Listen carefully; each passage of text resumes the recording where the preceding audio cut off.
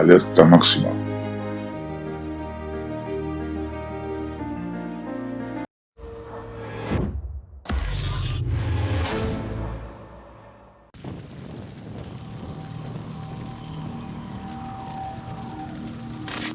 ¿Qué va a causar el fin del mundo?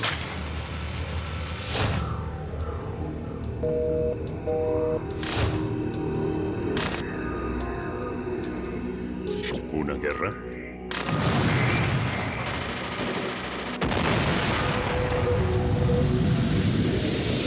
¿Un desastre natural?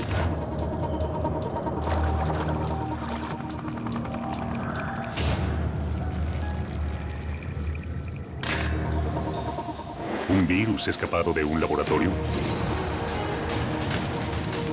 ¿Un arma biológica?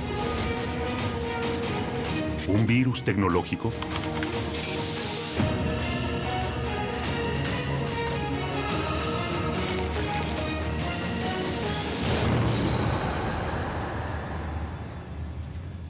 Pandemia.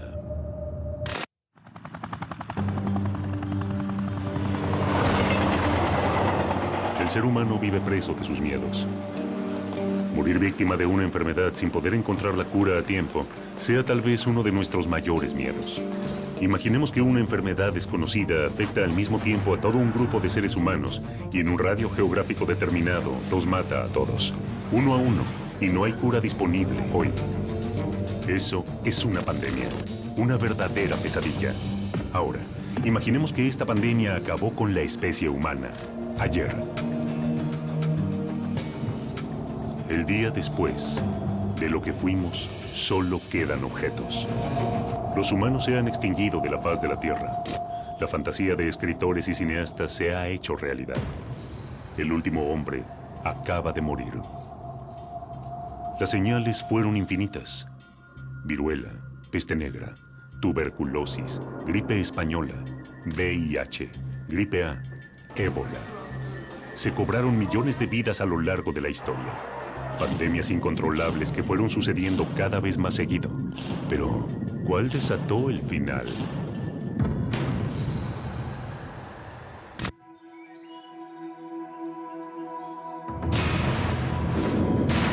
Tal vez haya sido el ébola o tal vez el silencio y la indiferencia. ¿Somos conscientes que desde diciembre de 2013 se detectó un brote de virus ébola en África Occidental? ¿Sabemos que es el brote más severo de ébola desde 1976, con más de 4.000 muertes reportadas por la Organización Mundial de la Salud hasta el momento? El virus del ébola surgió al principio de la década del 70 en Sudán y en Congo. El ébola mata rápido. Comienza con una fiebre, dolores musculares y jaquecas, hasta que destruye el hígado y riñones del infectado, haciéndolo sangrar interna y externamente. Todos los agentes microbianos quieren multiplicarse e invadir más y más y más, pero a veces no son muy exitosos porque matan al paciente y lo matan tan rápido, ¿verdad?, que no le da tiempo para que la persona transite y pueda infectar a otros. Ese es el caso del ébola, ¿no es cierto? Se ha quedado siempre muy limitado debido a su alta mortalidad. Los primeros casos fueron reportados en Guinea y luego se extendieron a Liberia, Sierra Leona, Nigeria y Senegal. Hoy en día el brote aún está fuera de control. La organización Médicos Sin Fronteras responsabiliza a la comunidad internacional de mostrarse indiferente ante el brote más grave de virus ébola de la historia. 6 months into the worst Ebola epidemic in history, the world is losing the battle to contain it. En Liberia, los centros de pacientes con ébola están colapsados. El sistema de asistencia telefónica saturado. Los hospitales y las clínicas han cerrado sus puertas y el personal está asustado. Ya hubo demasiados trabajadores sanitarios muertos. ¿Actuará las Naciones Unidas y el resto de la comunidad internacional? Estados Unidos planea destinar $88 millones para combatir el ébola en África Occidental. ¿Pero esto será suficiente para sobrevivir a la última pandemia?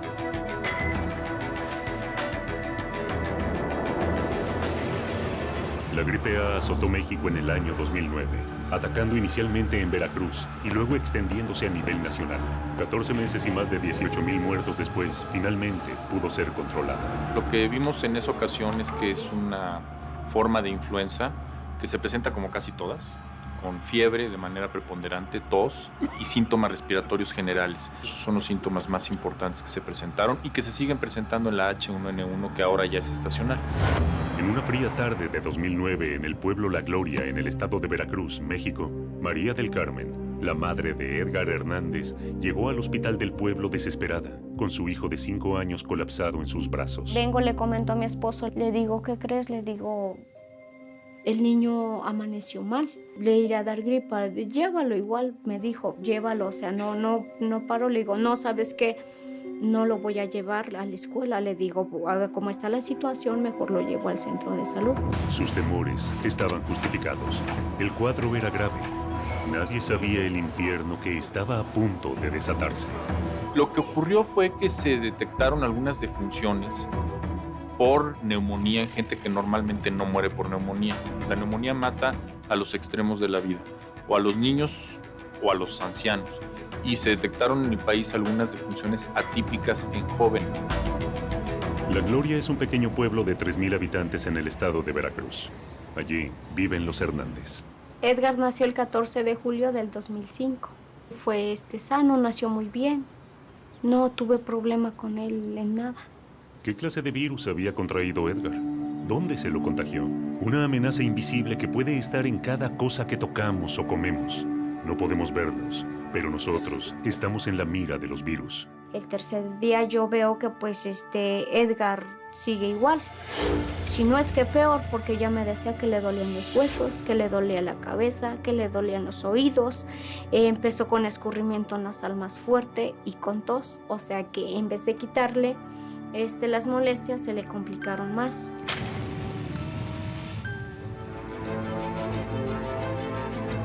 Algo extraño y macabro estaba sucediendo ante la mirada incrédula de todo el pueblo.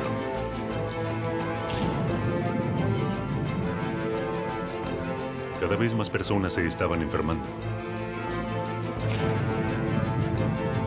Poco hacía prever la gravedad de lo que se estaba desatando en La Gloria y las consecuencias que podía traer a nivel nacional.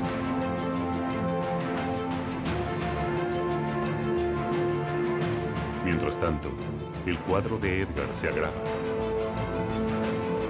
Es entonces cuando los Hernández reciben una visita inesperada. El cuarto día me mandan a traer y me dicen que tienen que tomarle una muestra al niño de garganta y de sangre.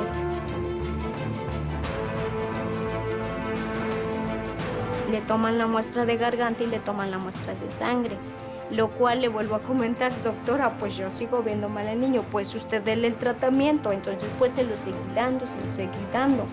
Mientras tanto, en los hospitales, las cosas empiezan a complicarse.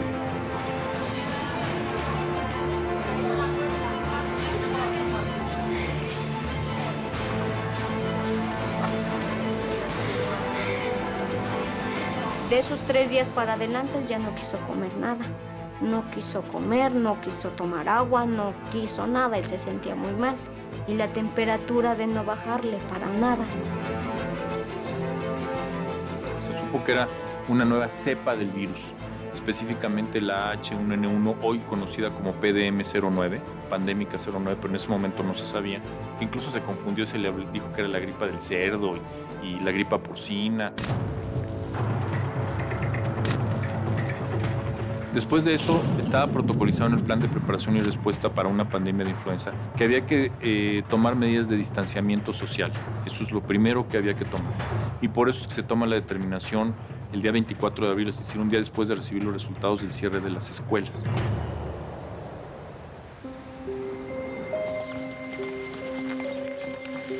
Acá en el pueblo fue diferentes personas las que estuvieron pues enfermas. Pues la gente al principio pues reaccionó mal en la forma en que cómo es posible que haya sucedido todo esto, él nos contagió, él fue el que ocasionó todo. Entonces yo en defensa de mi niño, ¿saben qué, señoras? Un momentito, porque Edgar no ocasionó esto. La familia Hernández se sentía acorralada. El miedo por la salud de Edgar y la sociedad que necesitaba un culpable los iba hundiendo día a día en la desesperación. Sin embargo, algo comienza a ocurrir. Algunos habitantes de La Gloria atribuyen sus problemas respiratorios a la contaminación de residuos porcinos en criaderos ubicados a 8,5 kilómetros al norte del pueblo.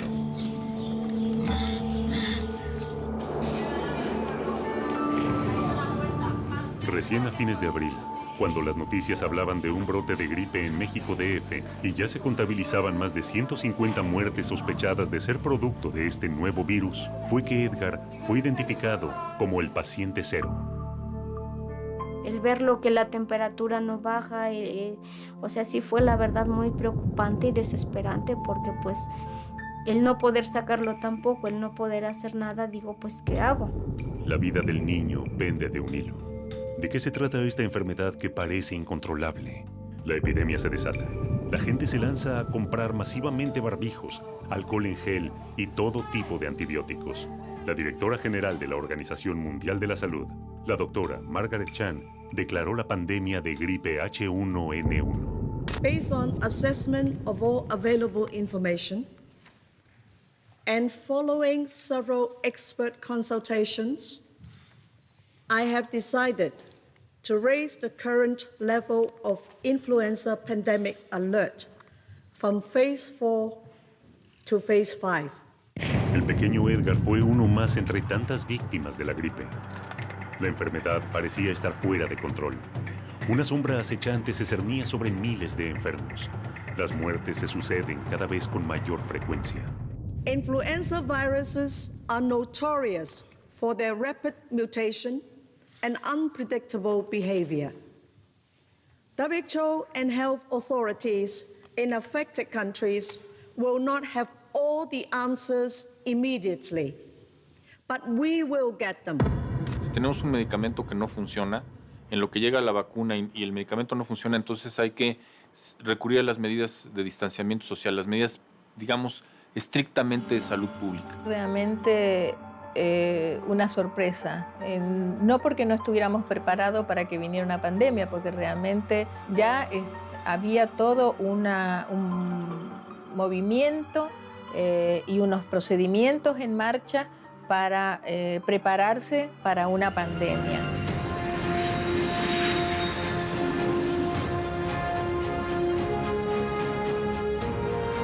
¿De qué se trata?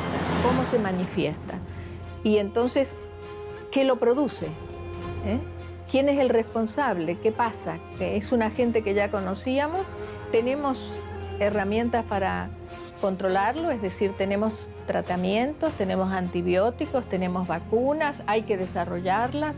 ¿Funcionan? ¿No funcionan? Pero las muertes no se detienen. Mientras que en el pequeño pueblo de La Gloria se prepara un emotivo acto, todo está dispuesto. Todos los habitantes del pueblo estarán ahí. Fidel Herrera, el gobernador de Veracruz, será quien presida el acto. Aquí se inició la solución a un problema de salud pública y así vamos a seguirlo haciendo. El sapo en la mano simboliza la salud. Pues yo me curé gracias a Dios y gracias a mi mamá, que me curó también. A ver, Edgar, ¿te gustó tu estatua? Sí. ¿Estás contento? Sí. Yo fui el primero que me curé de esa influencia. Ese fue el triunfo de Edgar y de los médicos, pero no todos consiguen sobrevivir.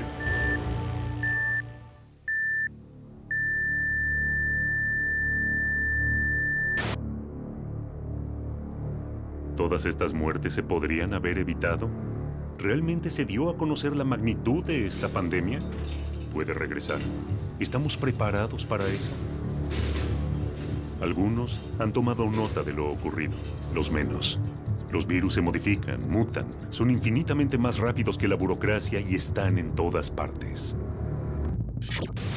La gripe A tuvo un antecedente. Y en el año 2007 se trató de aislar el virus exhumando el cadáver de Mark Sayce, fallecido en 1919 a causa de la gripe A, también conocida como gripe española. Fue efectivamente una pandemia a comienzos del siglo, 1918, y sabemos que creo que en China habrá matado como 30 millones de personas, en Estados Unidos más de medio millón, en Chile más de 20.000 muertos, muchos más afectados, no todos se morían, pero efectivamente fue un problema muy serio.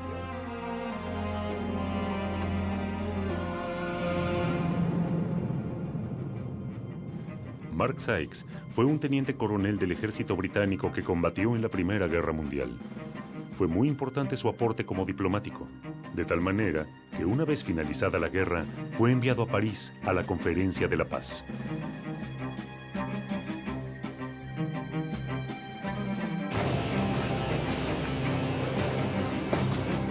Los medios de prensa españoles hablaban con horror de lo que esta enfermedad estaba haciendo en la población española.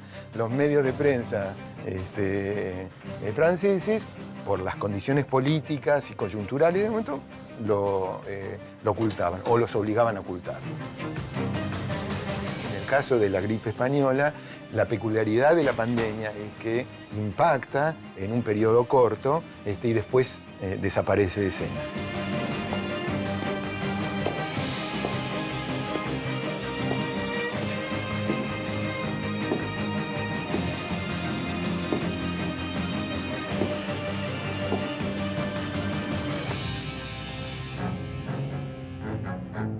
Mark fue una víctima de la epidemia de 1918 y 1919. El hombre que logró sobrevivir a una de las guerras más cruentas de la historia.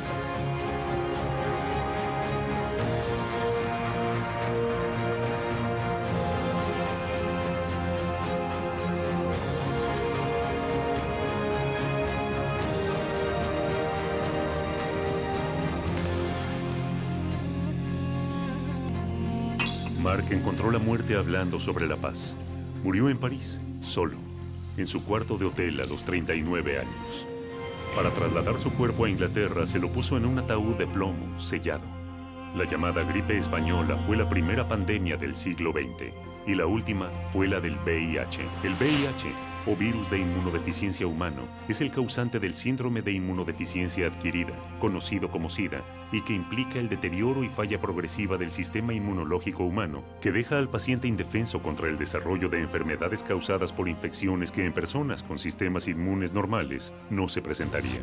Según datos de la Organización Mundial de la Salud, a escala mundial, hay unos 35.3 millones de personas infectadas con el VIH.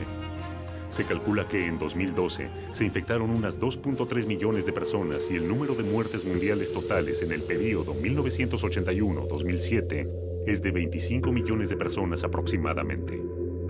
Ante la aparición del VIH, se plantearon muchas dudas sobre su origen. ¿Se trató de un virus que escapó del laboratorio? ¿Fueron vacunas vencidas enviadas a países pobres? ¿Fue un virus inoculado a simios que se transmitió a humanos?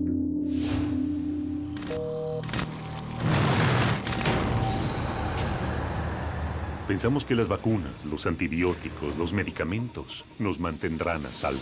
El uso excesivo e innecesario de antibióticos genera bacterias resistentes. Una bacteria imbatible, la superbacteria. No podemos combatirla. Es un problema que les demos antibióticos a los animales que comemos. Un peligro que pensamos que está lejos nuestro. Y sin embargo, nos acecha a cada momento, en cada rincón de los lugares que transitamos, a través de la gente que nos rodea. La tuberculosis es una enfermedad que ha acompañado al hombre en toda su historia. ¿Puede una enfermedad milenaria como la tuberculosis mutar hasta resistir todos los antibióticos conocidos?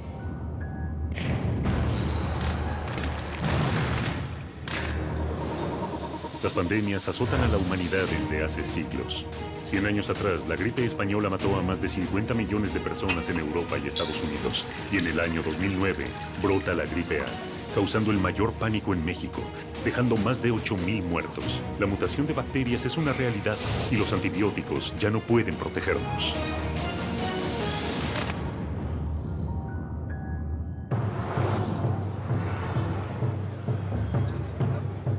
Superbacteria. ¿Es algo creado por la naturaleza o por el hombre? ¿Realmente existe o es un producto de la imaginación de Hollywood? puede ser derrotada? Los hombres son criaturas vulnerables y débiles. ¿Podrán enfrentar a un organismo invulnerable? La lucha será demasiado desigual. En los países más desarrollados, obtener antibióticos es muy complicado. Si uno quiere conseguir antibióticos en Canadá o en Alemania, el único que lo puede dar es un médico. En Latinoamérica, los farmacéuticos generalmente venden antibióticos simplemente con...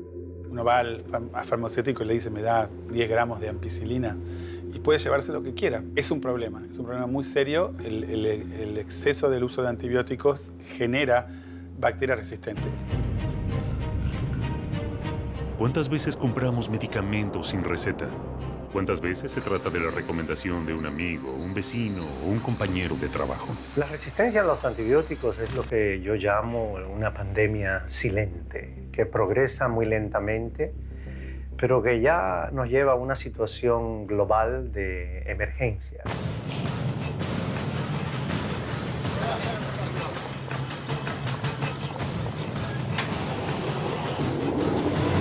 Las bacterias están desarrollando su resistencia para sobrevivir.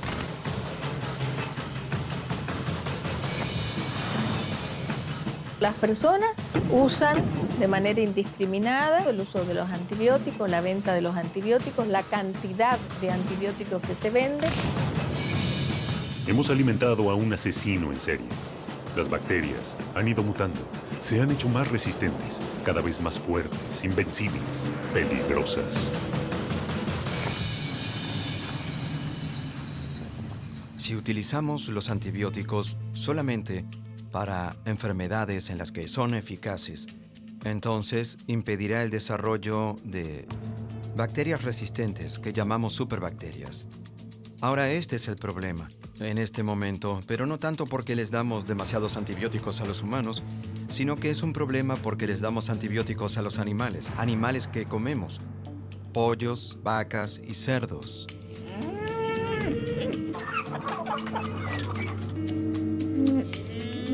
Hacia fines del siglo XIX, en pocos lugares se duda que la tuberculosis tiene algo que ver con el hacinamiento, tiene que ver con las largas jornadas de trabajo, tiene que ver con malas condiciones de vida.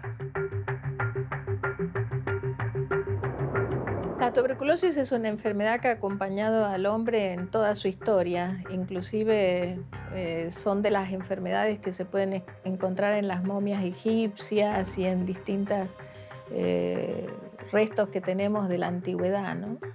Y tenemos dos tipos de resistencia. Tenemos resistencia a algunos de los medicamentos, que cuando hacemos entonces una intensificación y un cuidado más cercano y un seguimiento más estrecho, le llamamos resistencia a múltiples drogas. Pero hay otra variante que son las más extremas, que son algunas bacterias que ya se han detectado que son resistentes a todas las drogas.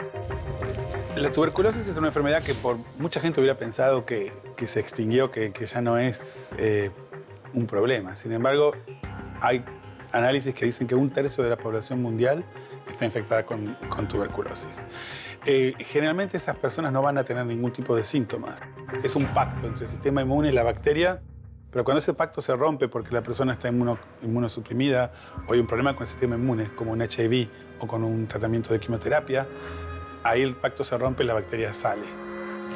Jorginho Nunes era un popular periodista deportivo de la radio y la televisión, columnista del diario O Povo, que en 2013 se encontraba atravesando el mejor momento de su carrera. Yo conocí a Jorginho hace unos 15 años, en la radio Tupi, donde él hacía varios programas por la mañana y también por la noche comentando fútbol. Tomé conocimiento más o menos en septiembre, octubre de 2013. Y ahí, al final de la semana estaba en Angra do Rei, le hablé. Tienes que examinarte, no te puedes quedar tranquilo. Que examinen ese ganglio, pues todos los exámenes de sangre, todos los estudios por imágenes no daban un diagnóstico. ¡Conseguí! ¡Ya valió! ¡Eso es la puta, moleque! Y así se hizo. Él se internó y muy rápidamente le quitaron el ganglio. La cirugía fue simple y el resultado nos dijo que se trataba de tuberculosis ganglionar. Cuando se trata más anticipadamente, permite que el paciente no agrave y se logra hacer que entre el antibiótico y el sistema inmune del paciente combatan esta infección. Creo que la demora en iniciar el tratamiento, infelizmente, fue un factor decisivo para el resultado. Después de meses de lucha, Jorginho Nunes no sobrevivió y el día 31 de enero de 2014 falleció a los 63 años de edad. El hecho de que la tuberculosis no mate de manera tan fulminante como otras enfermedades pareciera que la convierte en una enfermedad más benévola. Sin embargo, esto no es así. Estamos viviendo en este momento en el mundo, por un lado, una caída importante de los casos de tuberculosis en la mayoría de los países, incluyendo en la región de las Américas, pero por otro lado el surgimiento de unas formas de tuberculosis causadas por esta bacteria que está desarrollando resistencia. ¿Solo contagian los enfermos o acaso pueden contagiar los sanos? El pasado tiene una respuesta. Mary Mallon llegó a Nueva York desde Irlanda en 1884, cuando tenía 15 años. En 1900, trabajó como cocinera en una casa de Mamaroneck, un pequeño pueblo cercano a Nueva York.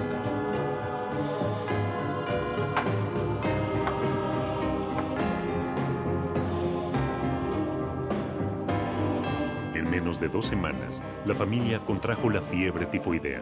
Se trataba de una enferma con tifus asintomática, o sea que ella facilitaba la transmisión de la propagación de la enfermedad sin saberlo. La lavandera murió.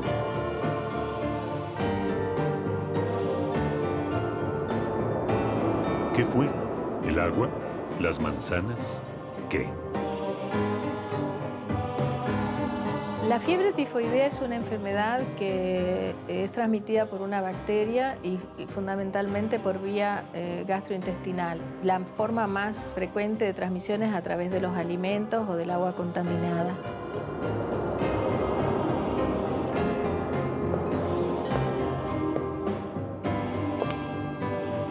Al año siguiente, Mary se mudó a Manhattan y la familia cayó enferma con tifus. Luego trabajó para un abogado y 7 de los 8 miembros de la familia se enfermaron, hasta que en 1906 se instaló en Oyster Bay, Long Island, en una casa de veraneo alquilada por un rico banquero, Charles Henry Warren, y su familia.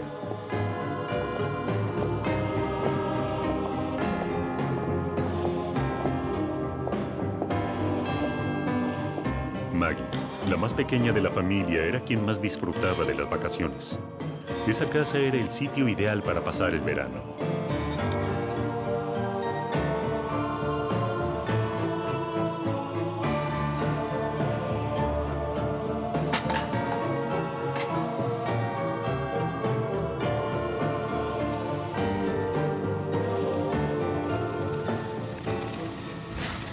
Sin embargo, esos maravillosos días de sol y juego terminaron.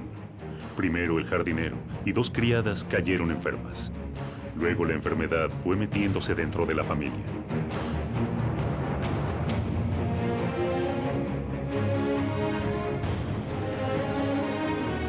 Pocos días después, la pequeña hija de Warren cae enferma. Delira de fiebre. Las noticias no son buenas.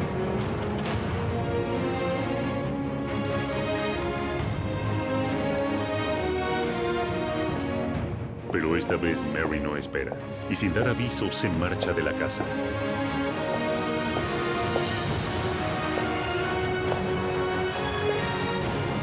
¿Qué estaba ocurriendo? ¿Era solo la mala suerte de Mary? ¿Por qué huyó? ¿Sospechaba que algo estaba ocurriendo? Ella no podía imaginar que se trataba de la primera portadora sana de tifus de los Estados Unidos.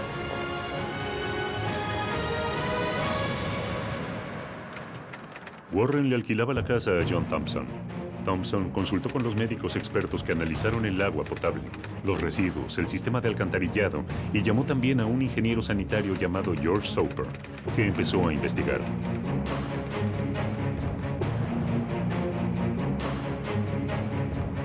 Soper interrogó a la familia y a los criados. Incluso fue más lejos y pidió una lista de los invitados que recibieron en las últimas semanas.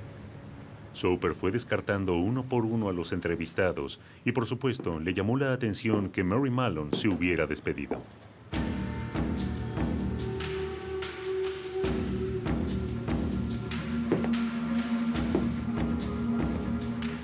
Soper fue a la agencia de empleo donde contrataron a Mary y descubrió que en todas las casas que había servido, las personas se habían enfermado de tifus.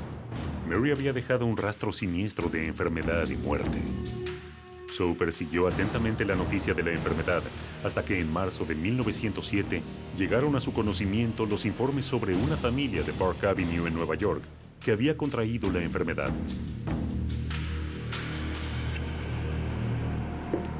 Allí fue Soper.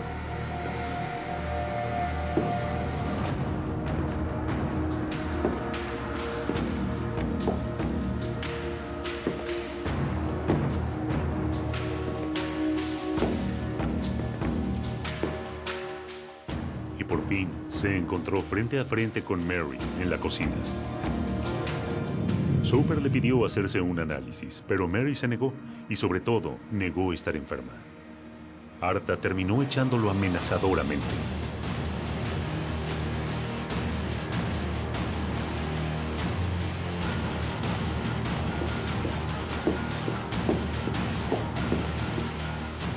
Mary fue aislada y murió 23 años después. Pero no murió de tifus, sino de neumonía. Ella nunca terminó de comprender cómo podía contagiar una enfermedad que no padecía. Estas bacterias tienen la capacidad de albergarse en algunas personas, no producirle nada o una enfermedad leve, y entonces estas personas pueden transmitir y son elementos importantes en la transmisión. Portadores sanos, superbacterias o virus. La naturaleza nos responde de una manera brutal en una lucha desigual. ¿Quién domina a quién? ¿El final de nuestra especie solo se reduce a este combate? Todos recordamos el atentado contra las Torres Gemelas. Pero solo unos días después, se desató un ataque con armas biológicas que tuvo en vilo al mundo entero. Me sentí como atacada y sentí paranoia. ¿Puede una bacteria viajar en algo tan simple como una carta y generar pánico a una nación entera? Un extraño duelo se llevó a cabo en los campos malditos de Rossignol. ¿Podrá Louis Pasteur derrotar al carbunco y cambiar la historia de la ciencia para siempre?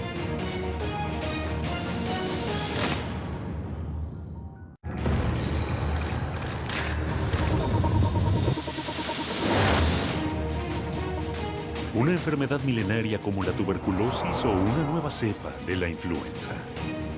La historia ya dio varios avisos. No sabemos cuál puede ser la próxima pandemia, pero la amenaza está latente.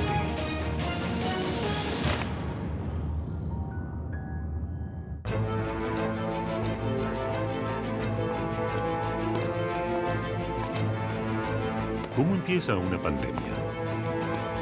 Nunca sabemos cómo emerge una nueva enfermedad ni cómo se propaga hasta contagiar, enfermar y matar hasta después de que lo hace.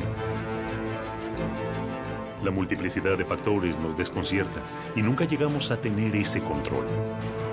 Los seres humanos usan ese aprendizaje para prevenir futuros brotes. Pero, ¿es posible plantar una nueva enfermedad? ¿Mesurar su dosis y calcular la cantidad de muertes que puede cosechar? ¿Puede el terrorismo controlar lo incontrolable? ¿Qué se necesita para esto?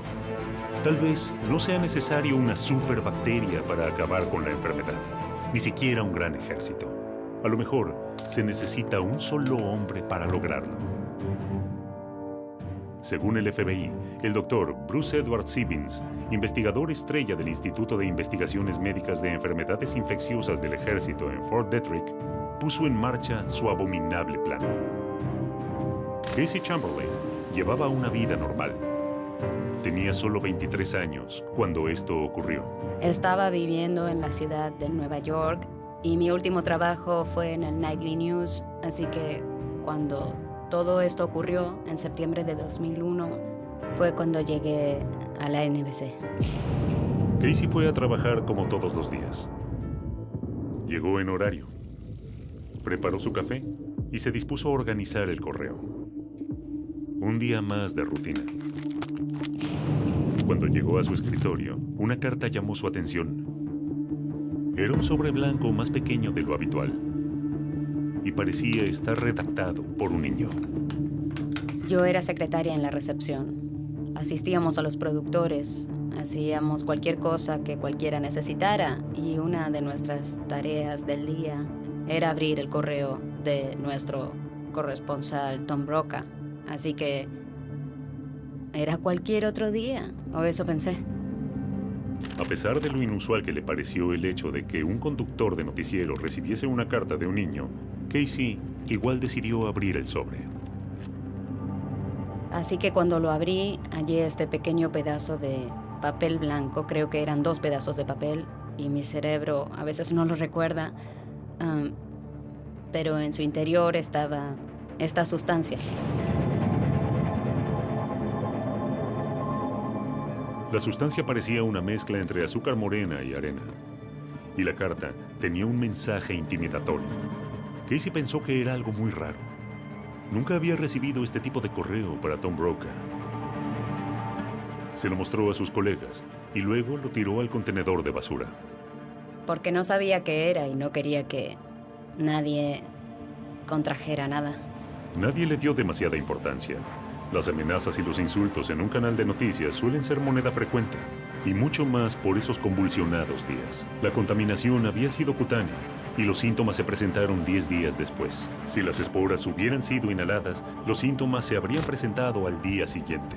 El fin de semana empecé a sentir que estaba resfriándome, y en mis glándulas empecé a sentir dolor.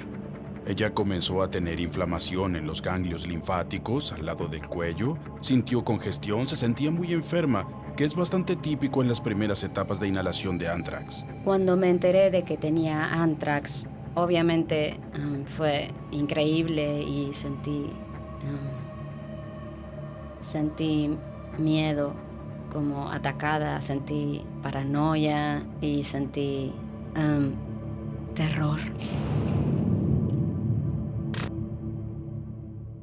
Una de las razones por las que el anthrax ha sido particularmente utilizado con fines militares y en el terrorismo como un arma es que cuando se encuentra en forma de esporas, que es la forma en que normalmente existe, es inanimado, es duro, desgranado en un sentido microscópico muy pequeño. Miles de esporas se pueden inhalar y nunca se sabrá siquiera que se estuvo en contacto con esas esporas, que permanecieron latentes durante no solo décadas, sino posiblemente siglos. Una vez dentro de su cuerpo, ya sea a través de su piel, pero especialmente si es inhalado por los pulmones, entonces esas esporas pueden convertirse en lo que se denominan organismos vegetativos y reproducir y causar la muerte a través de una toxina que liberan. En el transcurso del fin de semana, el estado de Casey empeoró rápidamente. Para el domingo en la noche, sus glándulas estaban extremadamente inflamadas. Casey sabía que algo estaba mal. Ellos pensaron que estaba teniendo alergia o algún tipo de reacción alérgica en mi cuerpo. Así que cada uno de ellos me prescribió, como todo el mundo lo haría, un antibiótico que comenzó a matar a todo lo que estaba pasando en mi cuerpo.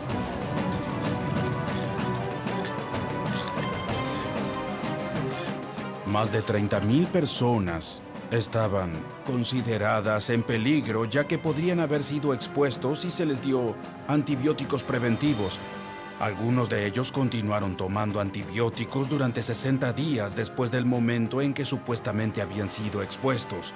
Pero cuando tuvimos un programa ofensivo, había muchas técnicas que se utilizaron para determinar si un ataque biológico sería eficaz, mediante la liberación de gérmenes y sustancias químicas. En San Francisco, en el sistema de metro de Nueva York, unos cientos de pruebas a lo largo de los Estados Unidos, ninguna consideraba la posibilidad de enviar esporas a través del correo. A Casey le diagnosticaron que tenía anthrax cutáneo y tuvo que pasar 100 días en aislamiento. Por sugerencia de su familia, su casa fue registrada en busca de esporas del veneno. No encontraron una enorme cantidad de las peores esporas. Muy pequeña cantidad. Pero decidí que quería destruir mis cosas.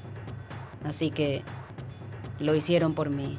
Tenía un departamento entero, todo destruido.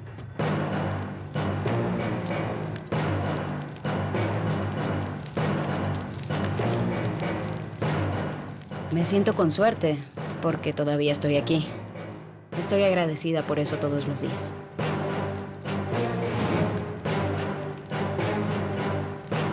¿Se puede matar a la humanidad con este método o simplemente mandando cartas contaminadas? ¿O existe otra forma más masiva de utilizar el ántrax? Si las esporas son dispersadas en 100 kilómetros, contaminan 100.000 kilómetros de tierra.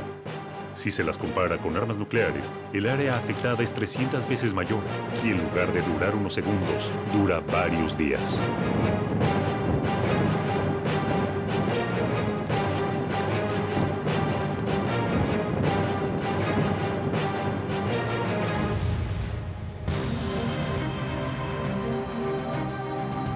Los campos malditos de la pequeña aldea francesa de Pouilly-le-Fort fueron testigos de un curioso duelo entre el veterinario Hipólito Rossignol y el químico Louis Pasteur. Entre los presentes hubo periodistas, ganaderos y la gente del pueblo ansiosa de ver cómo se desarrollaba esta batalla científica. El desafío comenzó cuando Pasteur anunció que había logrado hacer inofensiva la bacteria mortal del carbunco o anthrax y elaborado la vacuna.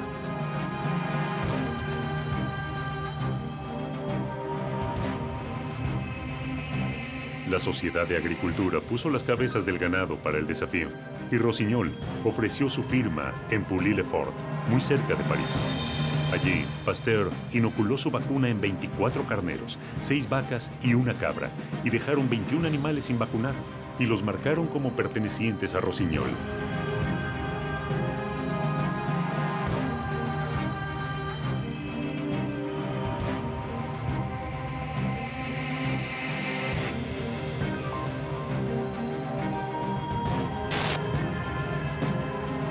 El triunfo fue de Pasteur. El ganado de Rossignol estaba muerto. El hombre encontró la solución para vencer al anthrax, pero fue el hombre también quien lo perfeccionó en un laboratorio, convirtiéndolo en un arma letal. ¿Cuánto tiempo falta para que alguien logre convertir a todo el planeta en un campo maldito?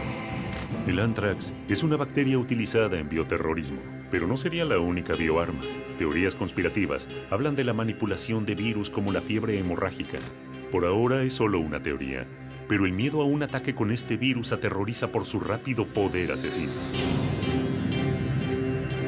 ¿Será este el final?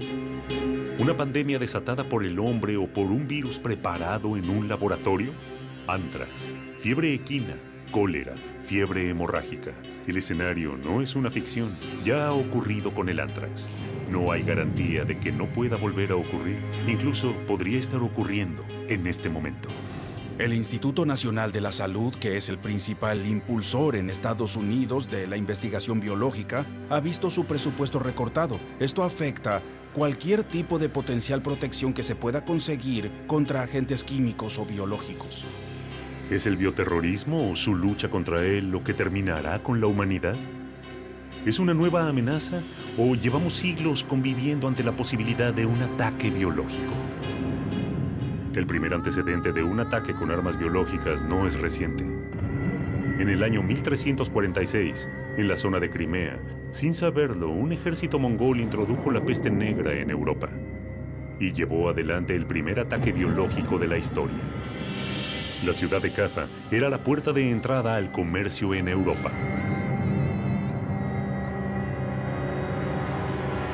Había un muro alrededor de la ciudad y los tártaros, que eran un grupo tribal de los musulmanes, intentaron en el año 1346 crear un asedio en la ciudad de Kaffa y se encontraron de pronto con un gran número de personas muertas y moribundas.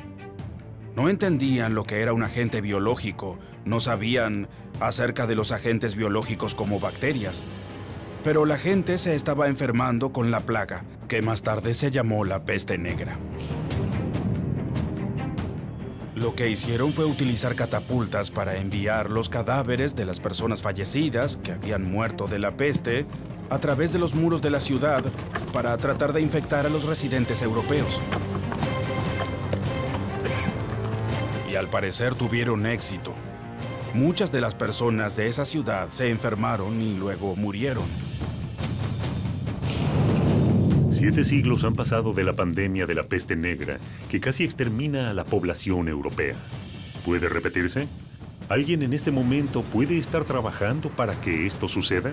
Los que nos atacan están listos, y como los antiguos guerreros, preparan sus catapultas para terminar con la humanidad.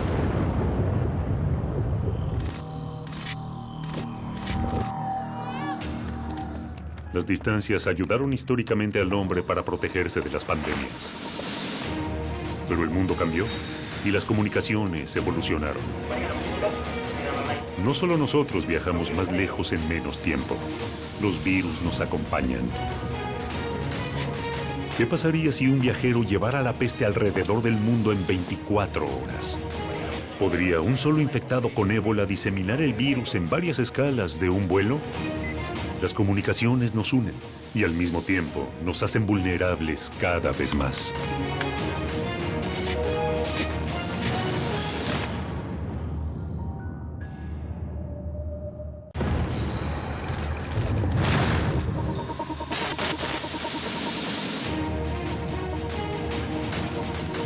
Campos malditos, enfermedades milenarias, bacterias multiresistentes a todo tipo de antibióticos, ataques con cartas infectadas, todos posibles detonantes de la próxima pandemia.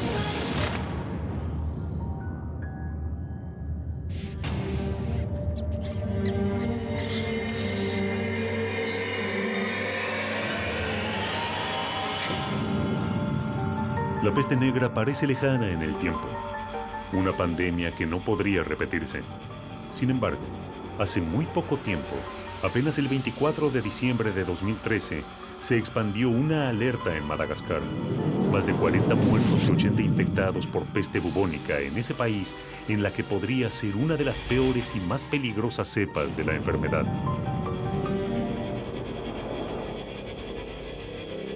¿Volverá a subirse al barco? ¿O esta vez preferirá un medio más veloz para propagarse? Hoy en día asistimos a la revolución de los transportes y las comunicaciones. Las distancias se han ido achicando. Hoy, un viaje entre Londres y Madrid dura no más de 2 horas y media. Hace 7 siglos, un viaje de Londres a España podía durar un mes. En 1345, Alfonso XI de Castilla firmó un tratado con Eduardo III de Inglaterra, sellando la alianza matrimonial de sus hijos Pedro y Juana. Juana se prepara para marcharse de Londres rumbo a España. Juana llevará un precioso vestido para su boda. No sabe cómo será Pedro. Hace mucho tiempo que lo imagina. Dicen que es moreno. Dicen que es un año mayor que ella. Desde que tiene recuerdo, sabe que va a casarse con Pedro. No se lo cuestiona, es así. Su padre, el rey, sabe lo que hace. Es por el bien de Inglaterra. Los enemigos acechan, y ella cumplirá su rol. Pero los enemigos no solo están fuera del castillo. La peste bubónica también es una de las enfermedades que llamamos bíblicas o medievales, ¿no? Junto con la fiebre tifoidea, el cólera, la fiebre amarilla, fueron las grandes amenazas de la humanidad hasta el siglo XIX.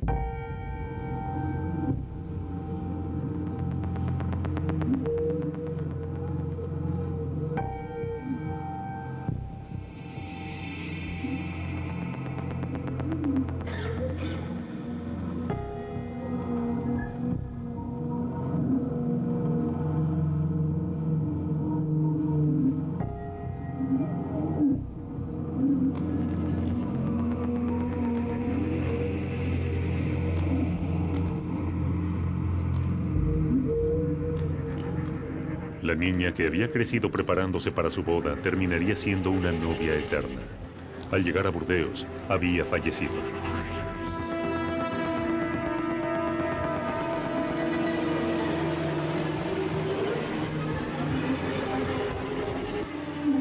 Juana de Inglaterra falleció a causa de la peste negra. Sus efectos personales fueron incinerados y su cuerpo dejado en una fosa común.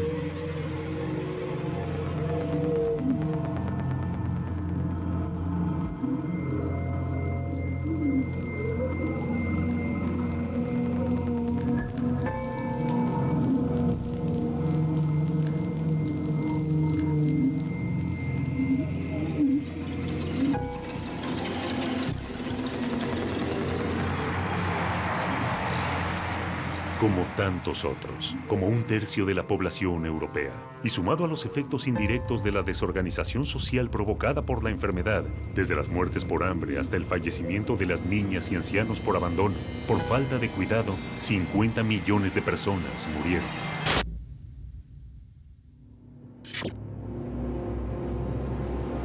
En el siglo XIV el mundo era muy grande. Las comunicaciones hacían que las distancias fueran, en muchos casos, insalvables. Esto hizo que la peste no haya podido propagarse aún más. Pero hoy, con la revolución de las comunicaciones, el mundo se ha hecho más pequeño.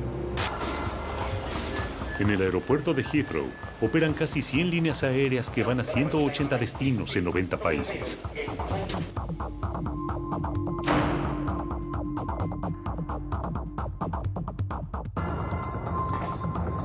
Thomas está en tránsito. Es ingeniero.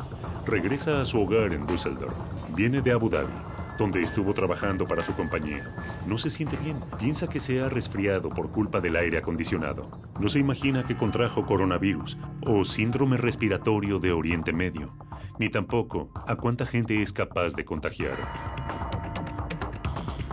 Jennifer tiene 40 años. Es médica. Acaba de llegar de Londres para asistir a un congreso de cardiología. Viene de Ciudad del Cabo, Sudáfrica. No sabe que en 2 semanas el cólera la habrá matado.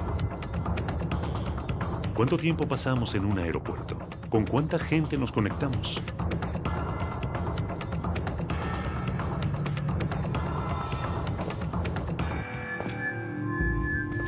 Kyung-ki es representante de una firma coreana y está regresando a Seúl. Está feliz de reencontrarse con su familia. Llegará enfermo. Se va a recuperar pronto. No así su esposa, a la que contagiará de H7N9, más conocida como gripe aviar, y estará grave. Los Hinojosa están de paseo. Han recorrido distintas ciudades europeas. Regresan a México.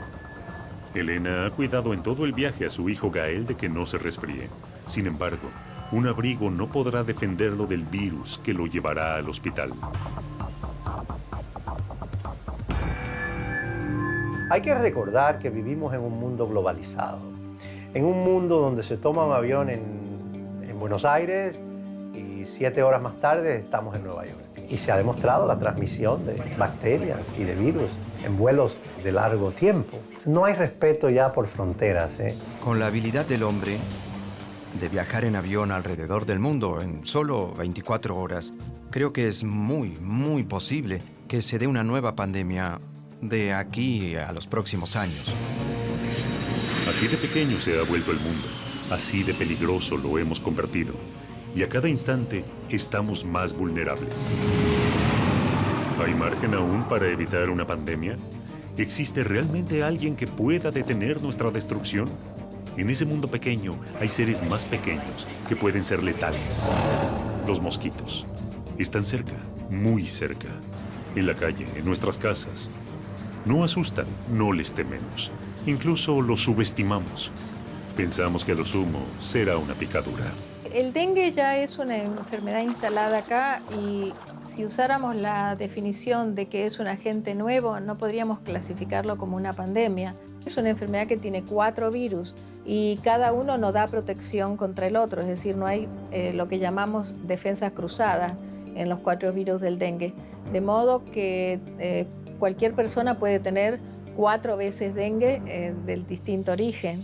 Y por otro lado, esa también es la razón por la cual es tan difícil desarrollar una vacuna contra el dengue. Hay teorías que avalan que los mosquitos transgénicos se pueden llegar a convertir en las nuevas bombas asesinas contra los hombres, solo con modificar su secuencia genética.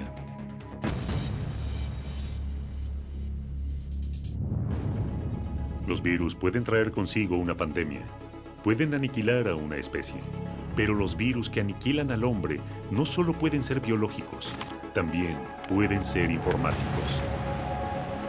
El virus Michelangelo fue el primero en ocupar las tapas de los diarios y quizás por su difusión se pudo morigerar su impacto. Sin embargo, tuvo todas las características de una pandemia. ¿Qué pasaría si no pudieran ser contenidos? ¿Y si los antivirus fallaran? Son prácticamente invisibles, no se escuchan, no se palpan, pero tienen un enorme poder que puede terminar con nosotros. Todos los días aparecen nuevos virus creados en búnkers informáticos. Se suele pensar que los ataques son domésticos o al nivel de empresas, pero jamás en lo que consideramos sistemas inexpugnables.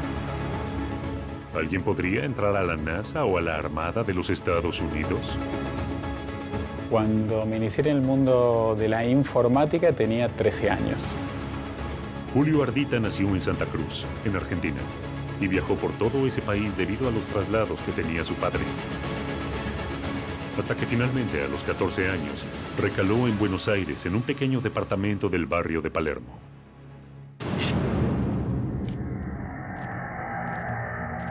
En ese momento, digamos, un tío mío me había regalado una computadora y un módem, digamos, más que nada, que la velocidad de ese módem era muy baja, era el equivalente a 300 baudios. O sea, piensen que hoy en día una conexión, digamos, estándar de 1 mega equivalía a 1 millón de baudios. Entonces eso me llevó a interconectarme con otras computadoras, a aprender, a conocer.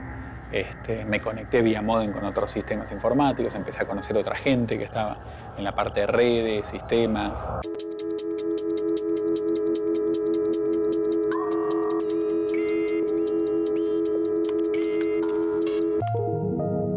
Como desafío, digamos, yo iba intentando entrar en distintos sistemas, aprendiendo técnicas nuevas. Bueno, fui entrando en estos sistemas hasta que iba probando y tratando de detectar o encontrar como nuevos objetivos o cosas más interesantes para entrar. Eso me llevó a intentar entrar en sistemas de la NASA, del Departamento de Defensa de Estados Unidos, de la Marina norteamericana, distintos sistemas críticos. A medida que vencía más barreras de seguridad, la curiosidad de Julio se hacía cada vez más grande. La NASA piensa que son cerca de 300.000 computadoras, o sea, es muchos sistemas. Una vez no encuentra las cosas en su propia computadora, contarlas en 300.000 es más complejo. Pero bueno, dentro de eso, parte de lo que vi jugando y entrando fue lo que en su momento era una especie de Google Maps, que hoy existe, digamos, realmente era impresionante. Uno ponía las coordenadas y tenía el archivo de la vista satelital del día anterior de cómo estaba. Eso realmente era muy impresionante. Julio pudo entrar a la NASA a través de la Universidad de Harvard. Jugando llegué hasta ahí y donde, por el año, digamos, 95, detectan ellos en Estados Unidos, particularmente una persona que yo ingresé a los sistemas informáticos donde estaban los expedientes y casos de los juicios internos de la Marina de Estados Unidos.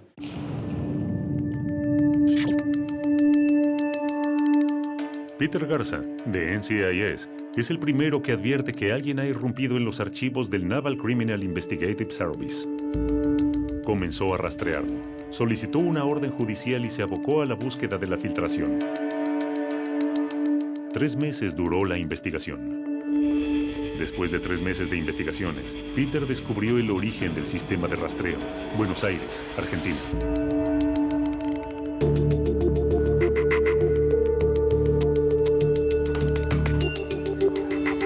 El 28 de diciembre de 1995, Julio llegó a su casa por la noche, luego de estar con su novia.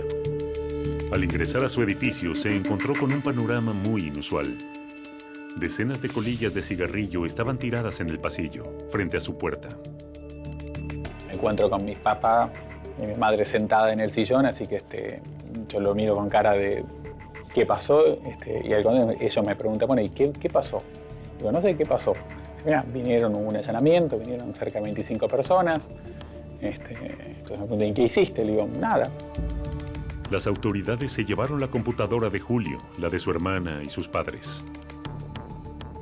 También se llevaron una impresora y todo tipo de dispositivo electrónico que pudiera contener información.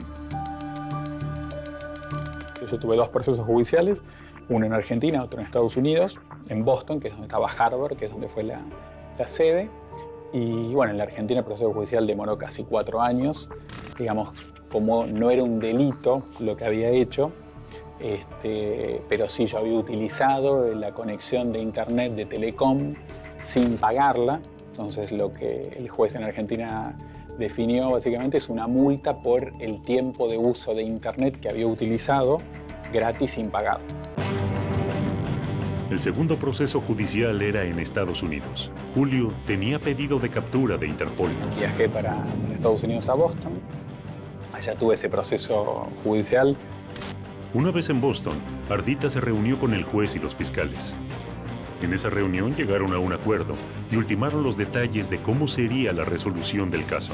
Tal cual lo que se definió sucedió. Julio terminó trabajando para el FBI durante su acuerdo de silencio por 10 años y hoy es una autoridad en la materia. Hoy hay sistemas, en realidad hay sistemas informáticos que ayudan a generar ciertas moléculas en base a distintos componentes que se generan y se manejan y se definen a nivel tecnológico e informático. Es decir, hay un programa que define, bueno, quiero desarrollar una sustancia, una molécula, se definen los componentes se toman y el sistema, digamos, genera esa molécula X. ¿Será una mecha que se está encendiendo sin saber a dónde conduce? ¿Son los virus los que pondrán un punto final a la historia del hombre sobre la Tierra? Pero, ¿son todos los virus biológicos? ¿O hay otro tipo de virus? ¿Otras formas de ataque? La tecnología ya forma parte del cuerpo humano. Pero, ¿puede la vida de un joven con una desgarradora historia cambiar para siempre gracias a los avances tecnológicos? Puede haber venido de cualquier lugar. Se transmite por la saliva.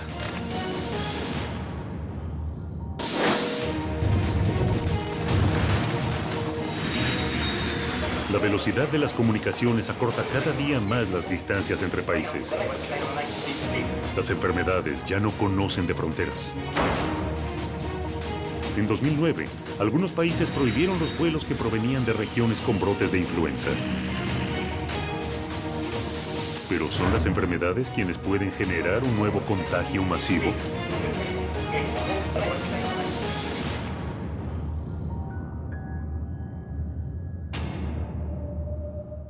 ¿Es posible entonces utilizar la tecnología para modificar la genética y crear un superhumano? ¿Se puede generar un virus tecnológico que desate una pandemia y acabe con la especie humana tal y como la conocemos ahora?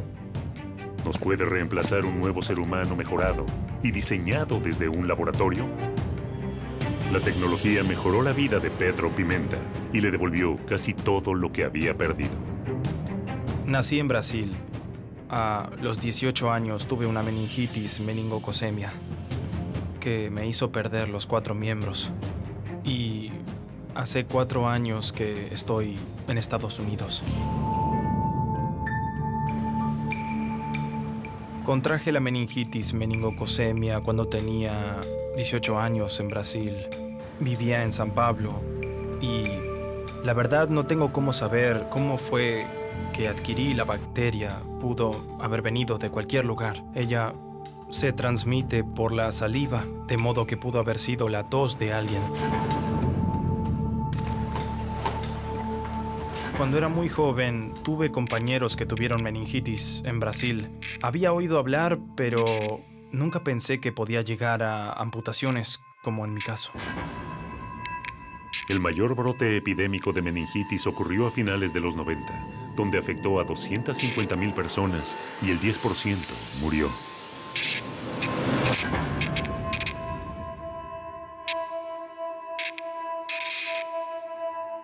Aquel 11 de septiembre de 2009 era un viernes común para Pedro. Se había encontrado para almorzar como hacía habitualmente con un compañero. Comenzó a sentirse mal y fue para su casa. Al llegar, comenzó a tener fiebre y vómitos. Pedro no se sentía nada bien. Ya a la noche, esos síntomas comenzaron a empeorar. Yo estaba solo en casa. Al pasar la noche ya estaba muy mal y me llevaron a un hospital local. Dijeron que tenía una infección y me mandaron de vuelta para casa. Ahí me quedé 4 horas durmiendo. Pedro no podía dormir. Su cuerpo ardía por la fiebre. Y el dolor era tan agudo que casi no podía moverse. Fue una pesadilla. Su cuerpo lo abandonaba mientras él trataba de conseguir ayuda. Por suerte pude tomar el celular que estaba cerca de mí y llamé a mi hermano que estaba durmiendo en otro cuarto de la casa. Y él atendió el teléfono. Cuando vinieron para mi cuarto, yo ya estaba prácticamente muerto en ese momento.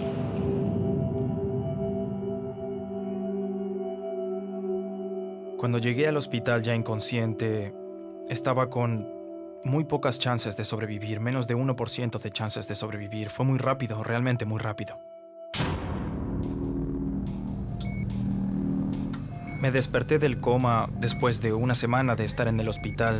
Yo no tenía ni idea de dónde estaba porque cuando llegué ya estaba inconsciente.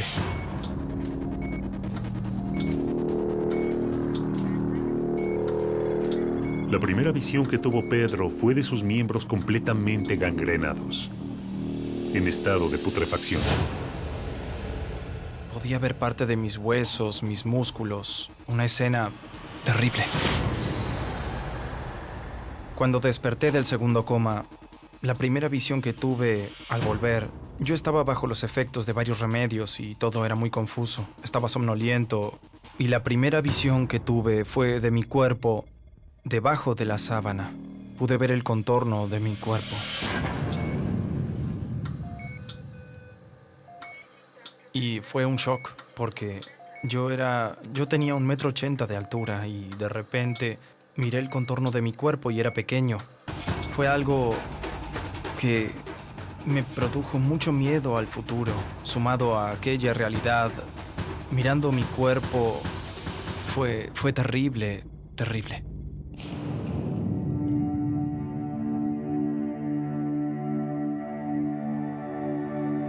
Hay una forma que todavía no sabemos cuáles son las condiciones que tienen las personas afectadas, que al segundo o tercer día comienzan a tener trastornos masivos de la coagulación y formas hemorrágicas graves, como producen coágulos, ¿no? Entonces cierran esos vasitos pequeñitos que tenemos en los pies y en las manos y por las extremidades comienzan a producirse gangrena, es decir, la muerte de la carne por la falta de irrigación y de oxígeno. Una semana después de ser amputado, llegaría el momento que cambiaría el curso de la recuperación de Pedro. Muy cerca del hospital, en el estadio Morumbí, AC/DC, su banda de rock favorita, tocaba en San Pablo después de 13 años. Yo estaba conmocionado. Fue terrible. Empecé a desesperarme.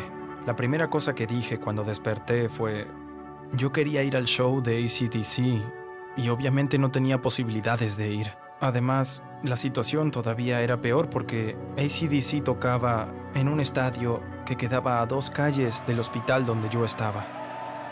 Y 2 semanas antes del recital, mi médico, el doctor Ofir, entró a mi cuarto y me dijo: hola Pedro, hablé con el director del hospital y vamos a liberarte por 2 horas, reservar una ambulancia, vas a entrar al estadio, vas a ver tu show. Probablemente no consigas escuchar todas las canciones, pero tendrás 2 horas y después te traeremos de vuelta al hospital. Y llegó el día, el 27 de noviembre de 2009. AC/DC vino a tocar a San Pablo, me pusieron en una ambulancia. La ambulancia entró al estadio con 70,000 fanáticos. Cuando salí fue cuando vi que, vaya, tuve una de las mejores noches de mi vida en esa situación y fue cuando vi que podía divertirme, que podía tener una buena vida. había tenido una noche fantástica en una situación así, entonces mi vida no acabó. Fue una experiencia memorable ver a AC/DC aquella noche. A partir de ese momento, Pedro comenzó una nueva vida. Conocí a Kevin Carroll, el presidente de Hanger. Decidí llamarlo porque yo quería otra perspectiva. Quería saber si era posible abandonar la silla de ruedas y ser una persona independiente sin usarla. Cuando lo conocí, Pedro estaba en silla de ruedas, sin brazos ni piernas. Una de las frases que me dijo que me quedaron marcadas fue: no tienes que adaptar el mundo a ti, tú tienes que adaptarte al mundo. Tiene una computadora dentro de la rodilla, así como también sensores que llegan hasta el piso. Así que en el momento que da un paso con la prótesis, el sensor detecta la superficie sobre la que está parado e instantáneamente envía una señal a la articulación de la rodilla, que asegura que la rodilla está preparada para cada paso que quiera tomar. Como resultado, Pedro es completamente independiente. Él puede caminar, puede correr un poco si quiere también, puede manejar su auto. Ha ganado mucha independencia gracias a sus prótesis. En las manos correctas, la tecnología le devolvió a Pedro parte de su vida. Pero ¿qué ocurriría si esta tecnología fuese utilizada por las manos equivocadas? Cuando se trata de la dirección a la que la tecnología está yendo, ¿quién sabe a dónde será que nos lleve? En las manos equivocadas podría ser destructivo. No sabemos eso, solo el futuro nos lo dirá. Y el hombre también es un sistema. ¿Esta poderosa arma creada por el hombre se terminará convirtiendo en su asesino? Como un dios asesinado por su propia creación, no quedará más rastro del hombre sobre la Tierra. Hace poco más de un siglo, la teoría de la evolución determinó que el Sapiens sapiens, nuestra especie, se había ido formando a la luz de la selección natural. Sin embargo, no se sabía entonces, ni se sabe aún, qué fue lo que gatilló la divergencia evolutiva. ¿En qué momento nos separamos de los primates? ¿Por qué? ¿Fue un evento? ¿Fue una sucesión de acontecimientos? No lo sabemos. Y si no tenemos ese registro, ¿podremos darnos cuenta si se está repitiendo el evento? ¿Sortearemos como especie una nueva selección o alguien cambiará nuestro destino? ¿Esta nueva escalada tecnológica llegará a poner en manos de las máquinas el destino de la humanidad? Toda especie tiene un enemigo natural. En el caso del hombre, se sostiene que su peor enemigo es el propio hombre.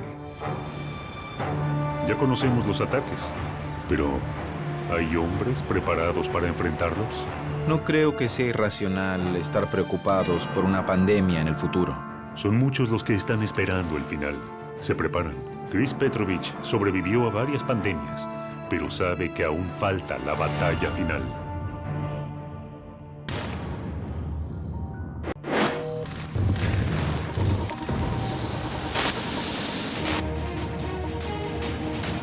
La tecnología nos protege y a la vez nos hace más vulnerables.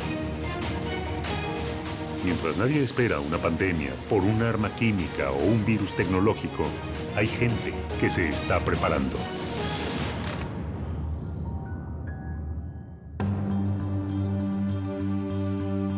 Las armas químicas son aquellas que utilizan sus propiedades tóxicas para matar, herir o incapacitar al enemigo, tales como el cianuro, el gas mostaza o el sarín. Cuando hablamos de armas químicas, estamos hablando de un agente que disemina venenos en toda el área. Vimos un efecto terrible del agente nervioso sarín que está siendo utilizado en Siria con toda claridad por el gobierno sirio.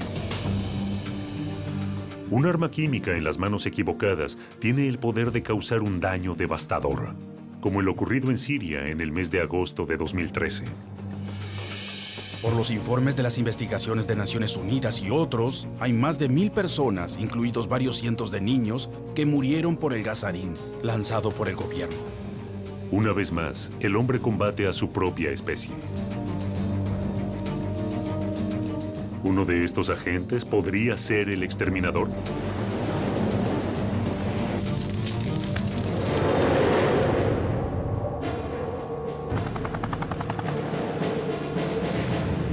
Chris Petrovich vive en Miami, pero nació en Perú en 1969. Chris es un prepper, un especialista en supervivencia. Por trabajo viajó a África, donde un brote de ébola se estaba produciendo. Cuando estuve en África, el virus ébola me ponía nervioso, pero mucho más los cuerpos apilados en las calles. Yo estuve en Uganda, en Kenia, Tanzania, en abril y mayo del 94, cuando hubo una gran cantidad de muertos. No sé, vi miles de cuerpos que intentaban sepultar en Uganda. Los preppers son personas que se alistan de manera activa para afrontar por su cuenta cualquier tipo de emergencia. Una catástrofe natural, el colapso económico, una explosión atómica o una pandemia. Les gusta usar esa palabra porque es más suave y correcta políticamente. Pero yo vengo de la vieja escuela donde más que nada son sobrevivientes, que siempre fueron mal vistos, porque el resto de la gente ve a los sobrevivientes como si fueran personas antigobierno, cosa que yo no soy.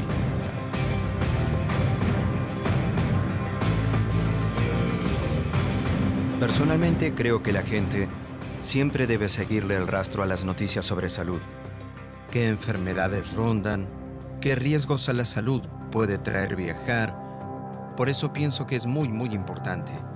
No creo que la gente deba estar paranoica, sino todo lo contrario. Creo que deben estar tranquilos y proveerse de los suministros médicos necesarios para ser utilizados en caso de una emergencia.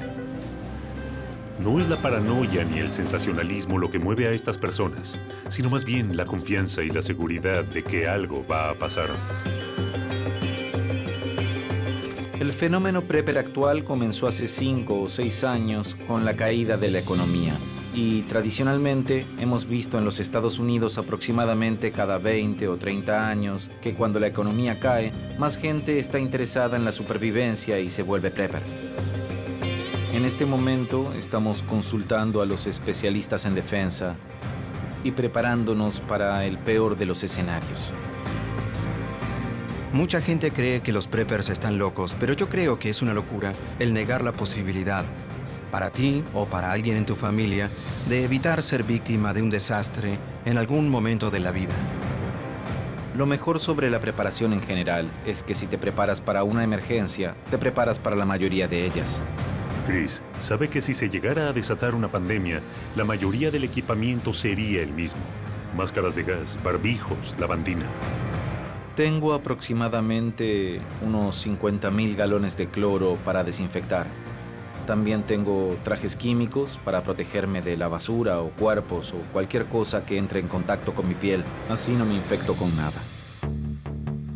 Chris es parte de una red de preppers en Florida que están organizados para todo tipo de catástrofes. Si algo sucediera como un apagón de energía o una tormenta solar como en 1859, que nos dejara sin ningún tipo de energía o comunicación, mi red, mis amigos y mi entorno ya tendríamos equipos de comunicación de refuerzo.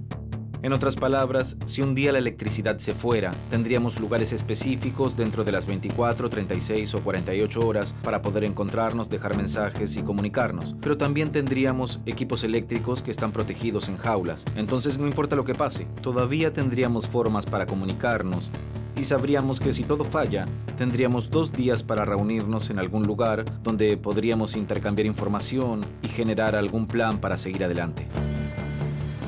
Si se desatara una pandemia o una catástrofe a nivel masivo, ¿los gobiernos estarían listos para ayudarnos? El 9/11 fue en gran escala el peor ataque en suelo americano. Ciertamente esperamos que algo así no vuelva a suceder. Pero hay gente, ciudadanos, que sienten que algo así a gran escala podría volver a ocurrir. Estados Unidos está dando grandes pasos y ha gastado millones, miles de millones de dólares en la aplicación de nuevas medidas de seguridad para que algo así no vuelva a suceder. El gobierno de Estados Unidos supuestamente está organizado, tiene muchos recursos. Si llegara a haber una pandemia o un desastre que golpee muchos lugares en Estados Unidos, el gobierno solo puede responder con todos estos recursos, con toda esta gente para asegurar quizás solo al 5% de la población.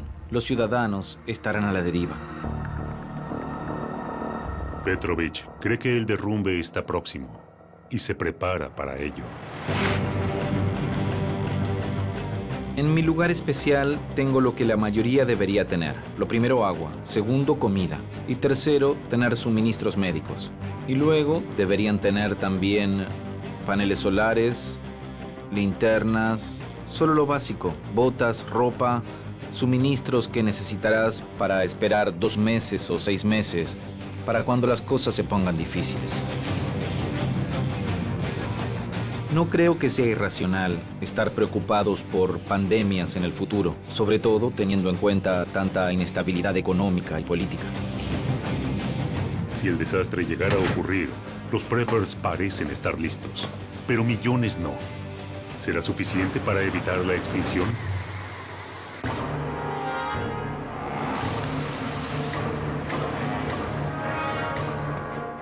Enfermedades, virus informáticos, ataques biológicos, pandemias. Están entre nosotros, latentes, listos para atacar. El final está cerca. ¿Nos salvaremos? ¿Podremos evitar una nueva pandemia? Va a haber una pandemia, sin duda. ¿Cuándo? No sabemos de qué, no sabemos, pero va a ocurrir. Este sueño de controlar las enfermedades infecciosas, yo creo que es como la utopía, ¿no? Vamos en camino hacia ello y en el camino aprendemos, pero nunca sabemos si vamos a llegar.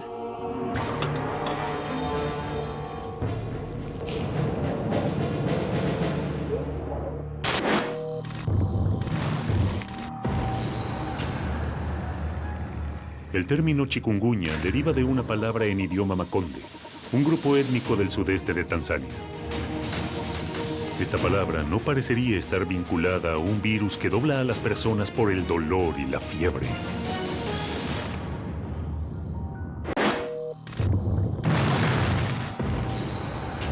Las pandemias han trazado un ADN de muerte a lo largo de la historia, azotando a la humanidad, arrancándole su bien más preciado, la vida.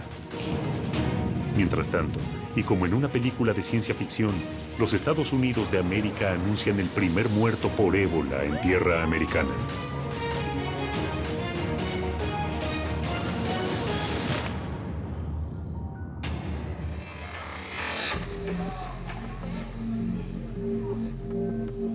El chikungunya está azotando Centroamérica en este preciso momento. Se transmite por la picadura de un mosquito infectado. Los mismos mosquitos que transmiten dengue. Los síntomas son fiebre, fuertes dolores articulares, dolores musculares, dolores de cabeza, náuseas, cansancio y erupciones cutáneas. Pero por sobre todo, lo más característico es que los pacientes llegan doblados por el dolor. Nicaragua, Venezuela, El Salvador, Colombia, República Dominicana, Puerto Rico, y la lista sigue. La cantidad de afectados ya asciende a 90,000 y al menos se reportaron 22 muertos. Aún no existe cura contra el chikungunya. Y si bien su tasa de mortalidad no es alta, los síntomas que causa son tan intensos que lo hacen un riesgo enorme para las franjas de la población más expuestas. Pero, ¿podría esto cambiar? ¿Podría el chikungunya mutar genéticamente y empezar a contagiar entre humanos? ¿Podría transformarse este virus en una pandemia que encorve a toda Latinoamérica? La respuesta aún no existe. Hoy, los gobiernos de los países afectados están enfrentando este nuevo enemigo, tratando de ganarle la batalla por vidas humanas. Se necesita prevención, educación y recursos. La lucha es constante y a diario.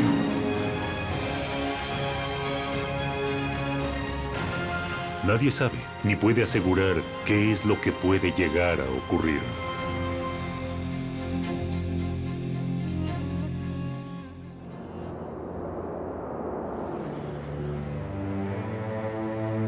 El gran interrogante es si una pandemia puede terminar con la humanidad. Se han imaginado escenarios y recorrido algunos de los peligros que han afrontado los hombres. Desde la peste negra hasta el bioterrorismo. Desde la gripe española hasta las armas químicas. Víctimas, investigadores, médicos, periodistas y testigos han intentado dar su propia respuesta. ¿Se hará oídos sordos a todo lo dicho? ¿Se cerrarán los ojos para no ver?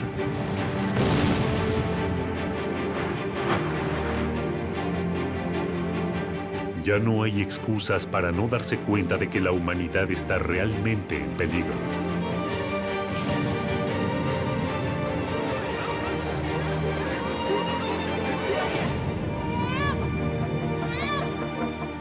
¿Desde dónde llegará el golpe fatal?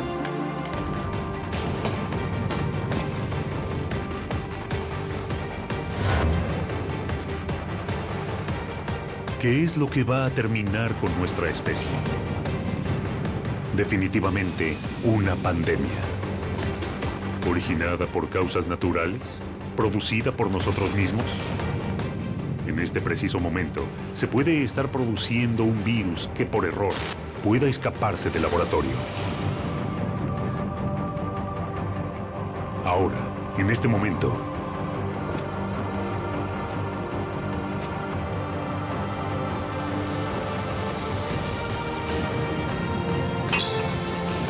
¿es una batalla perdida? ¿Cuándo llegará? ¿Pronto o nunca? Eso depende de la humanidad.